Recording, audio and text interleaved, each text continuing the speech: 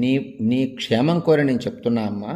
రామలక్ష్మణులు ఇద్దరూ కూడా బాగానే ఉన్నారు, నువ్వు నిశ్చింతగా ఉండు అని అన్నది త్రిజట సీతతో. నా పైన విశ్వాసం ఉంచు, రామలక్ష్మణులు మరణించలేదు. చూడు, నేను నీతో నాకు ఉన్న స్నేహం వలన ఈ మాటలు చెప్తున్నా. నా మాటలు ఎప్పుడూ అబద్ధం అవ్వమ్మా. అనృతం నోక్తపూర్వం మే నచ వక్ష్యామి మైథిలి చారిత్ర సుఖశీలత్వాత్ ప్రవిష్టాసి మనోమమ.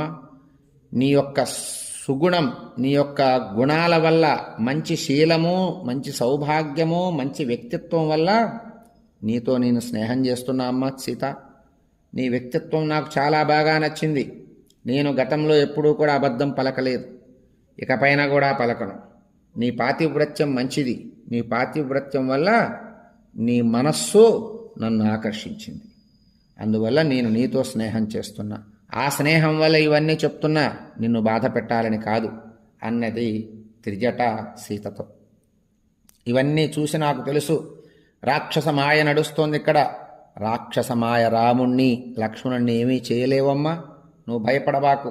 అంతేకాదు సీతమ్మ, బాణాల చేత కొట్టినా రాముణ్ణి లక్ష్మీర్విముంచతి నైవ లక్ష్మీర్విముంచతి.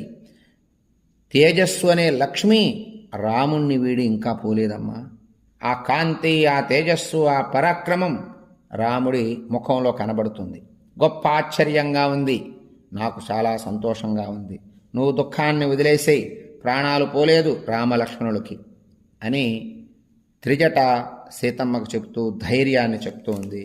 ఒకవేళ గనక రామలక్ష్మణులు ప్రాణాలు గనక పోతే ముఖాలన్నీ కూడా వికృతంగా తయారవ్వాలి, కాంతి హీనమైపోతాయి మరణం ఆసన్నమైతే అని త్రిజట సీతతో చెప్పింది దగ్గరగా కూర్చొని.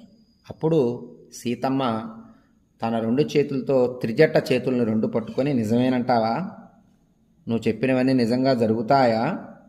అలాగే అగుగాక, నీ మాట సత్యమగుగాక అని త్రిజటతో సీతమ్మ పలికింది. రెండు చేతులు పట్టుకుంది. ఒక స్నేహితులు ఆపదలో ఉన్నప్పుడు ఎవరైనా ఆపద గనక తొలగిపోయేటట్టుగా సహాయం చేస్తే ఆ సహాయం పొందినవాడు సహాయం చేసిన వాడిని ఎలా అయితే చేతులు పట్టుకొని తన యొక్క కృతజ్ఞత తెలుపుతాడో, సీతమ్మ కూడా త్రిజట అనే రాక్షస స్త్రీ చేతులు పట్టుకొని తన భర్త బతికే ఉన్నాడు, ఏమీ కాలేదు తన భర్తకి, తన భర్త సోదరుడికి లక్ష్మణుడికి అని చెప్పగానే తాను చాలా ఆనందపడిపోయి కృతజ్ఞతాభావనతో అంజలి ఘటించి అలాగే అగుగాక అని సంతోషంతో కొంచెం ఉపశమించింది.